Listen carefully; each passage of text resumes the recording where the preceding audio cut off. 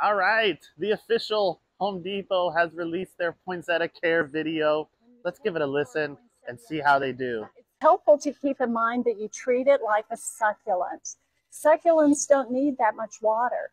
So Treat it like a succulent, a poinsettia?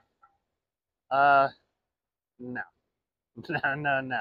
Let's keep going. Maybe it'll get better. It's not a good start. Not a good start, but maybe it'll get better. when you're ready to water, try the ice cube trick. 5 ice cubes for a 5-inch pot, 7 ice cubes for a 7-inch pot, and you'll probably only need to water about once a week. Oh boy, where do we start on this? Well, let's start with the obvious. A poinsettia is not a succulent. So succulents have to be able to store water in their thick leaves or stems. And the poinsettia's leaves are papery thin and dry out very quickly. Succulents also like to have the soil dry out completely in between watering. If you let the soil of a poinsettia fully dry out, this plant's going to start by withering up, and then it's going to start dropping leaves. And actually, if they dry out too much, even a single time, they will not recover from that.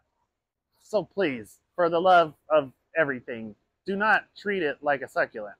In fact, I made a whole video dedicated to how to water your poinsettias, so you can definitely check that out. Now, let's get to the ice, because another pet peeve of mine is when people tell others to use ice, frozen water, to water tropical plants that never ever experience freezing weather where they're native to.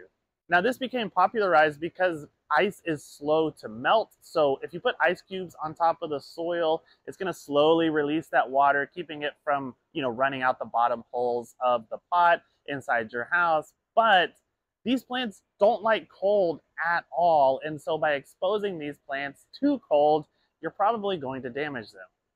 And that's why we don't ever water any of our plants with ice. It's just kind of sad to see this coming out of such a large and influential company. When I checked the other day, Home Depot is worth over $300 billion, and yet they can't manage to hire someone that can give some decent plant advice. Nothing against this lady. She may be good at a lot of other plants, but she's giving very bad advice for poinsettias specifically.